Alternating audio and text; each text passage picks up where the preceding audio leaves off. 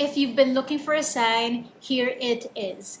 It's about time you take charge of your personal finances because it's just part of being an adult. So if you're up for it, here is my best financial advice that changed my life in my 20s. What's up, guys? It's Nick. Let's talk about mastering your personal finances. From getting too deep into retail therapy, planning to quit your job, or investing for the very first time, here are the tips that will get you moving in the right direction. Because guess what? I had to go through all of that and I came out on the other side, and hopefully this advice that you're going to hear is going to encourage you, it's going to empower you. So if you're all about better managing your personal finances, then make sure you like this video for the YouTube algorithm and subscribe to our channel because I don't miss out on a new video every Friday. Now let's get into those financial advice. Are you planning to quit your job? My advice is you save up 3 to 6 months worth of emergency fund.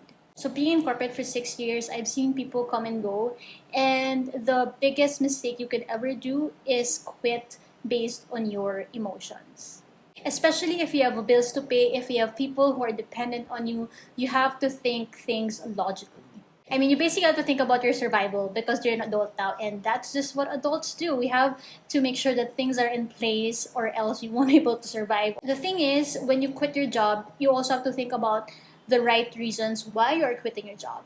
You should have a clear path on why you're moving to a different path. So maybe you want to switch careers, you want to move to a different company because of the position, or maybe you want to start a business, or maybe finding more meaning and impact in some way. It really differs per person. For me, when I quit my job, it was really more about more impact and more meaning in my job. And so when I did that, I had to make it a logical choice in a way that it took me months and months of really weighing pros and cons. But ultimately, a big part of it was really making sure that I have enough emergency fund to last me in this new path, which was starting a business. Ultimately, the purpose of emergency fund depends on your goal, your objective, or where you are at life. If you have a family, then you just probably need financial stability just in case you lose your job or a whole new pandemic happens. Then at least you have 3 to 6 months worth of living expenses. But if you feel like you are ready to quit your job and move on to the next thing,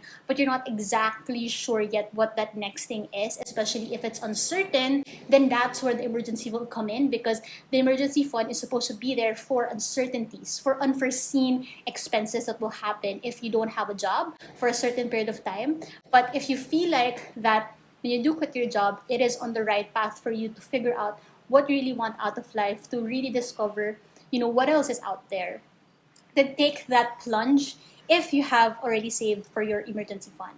So it just gives you more breathing space. It gives you more contingency that you're doing this for a purpose, not out of emotion, not just because you were under so much stress, because sometimes you need to let that pass so that you have more space in your brain to really think about it logically. If you are in that journey, then make sure you join my waitlist on my emergency fund crash course workshop. I actually had a blast last week with the attendees because the impact and the insights and the learnings that we had with each other, because I do have a group coaching within that workshop also. So it's not just me talking like how I am in my YouTube videos, but it's really a lot of interaction and brainstorming and really working on your actual plan to build a 6-figure emergency fund, because it is, for me, in my opinion, the baseline of your savings. So it really creates that momentum for you and being consistent with your savings. And then before you know it, you are totally in charge of just managing your personal finances. So make sure that you join through the link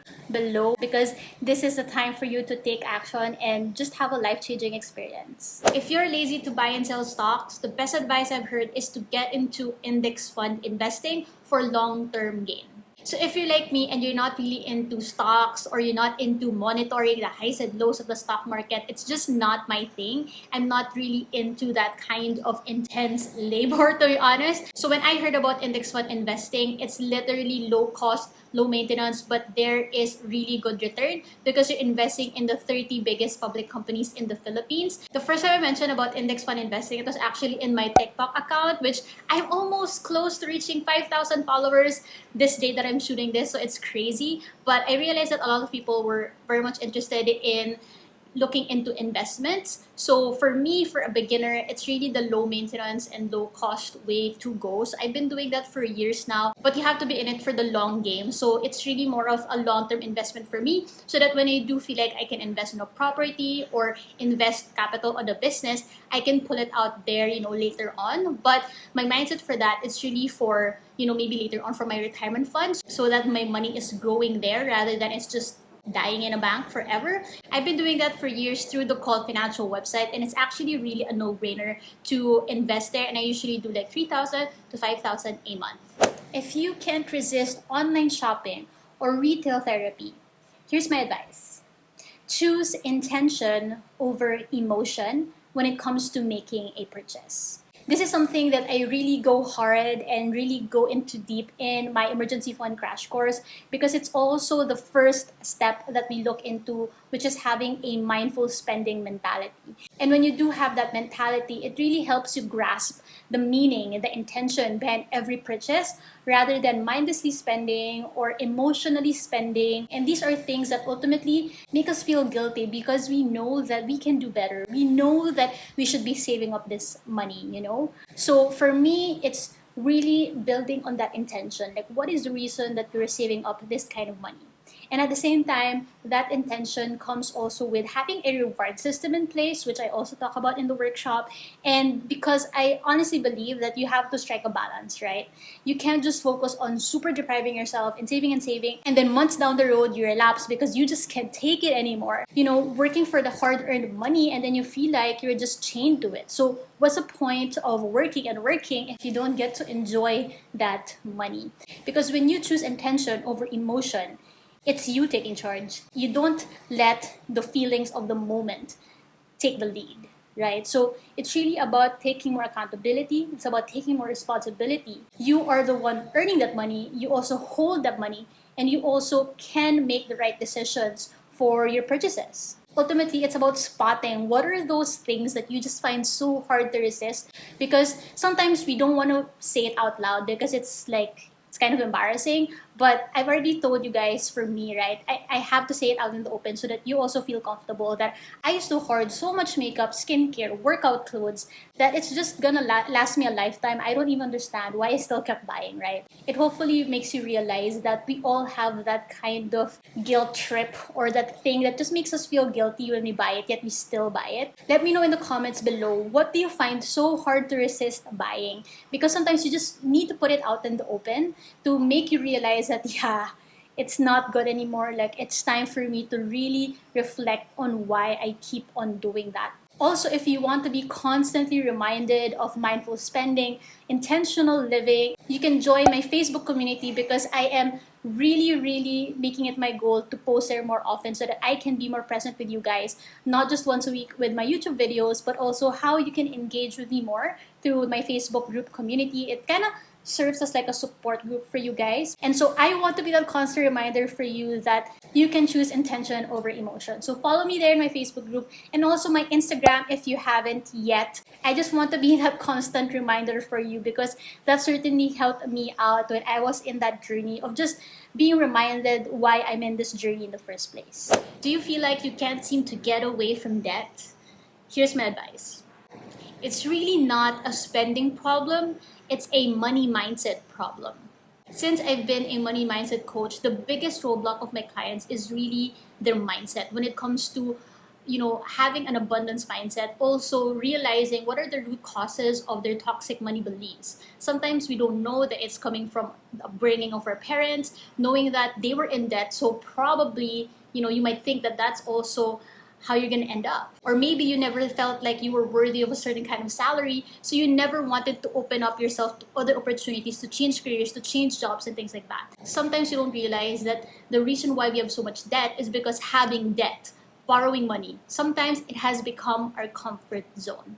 I'm saying this out there because it happens. It's a reality that you've gotten used to, that you always have this kind of debt, that you just don't know how to fix it. And so you're just like, this is how you are, this is how you're meant to be for the rest of your life. In order to really find a solution for it, you have to dig deeper, reflect harder, on what your mindset really tells you every single day. Because you know what happens when you have these kinds of negative, repetitive thoughts in your brain? Your thoughts become your beliefs, and your beliefs become your actions, and your actions become your reality.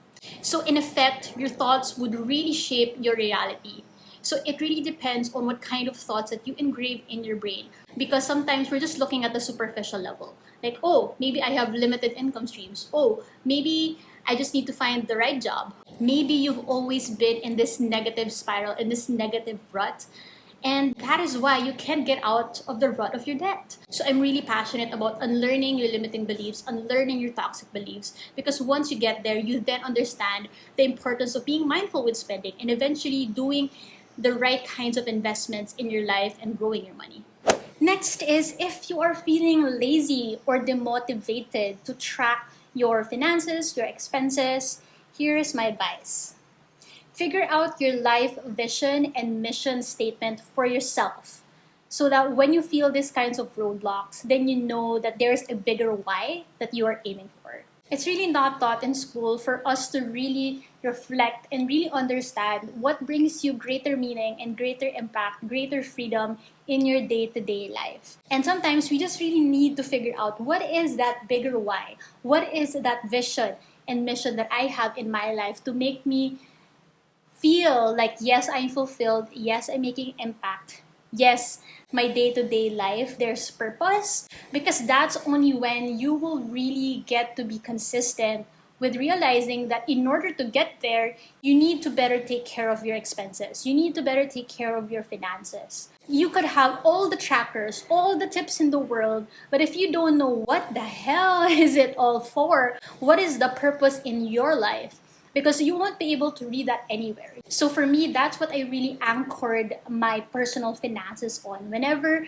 I had troubles with temptations, with retail therapy, I always go back to that vision. For me, what really pushed me ultimately to be consistent is really holding on to that why. When I just really put that into words and just wrote it down, it just made it clear for me, like, this is why I wake up every single day. Because ultimately, at the end of the day, you need money in order to build your dreams, right? In order to build your roadmap to freedom.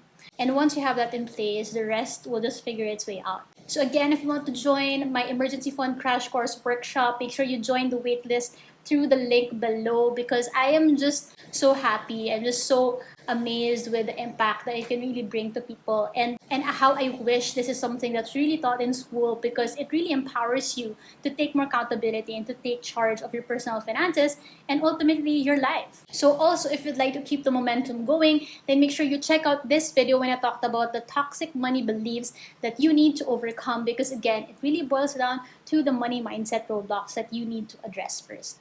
So I will see you there.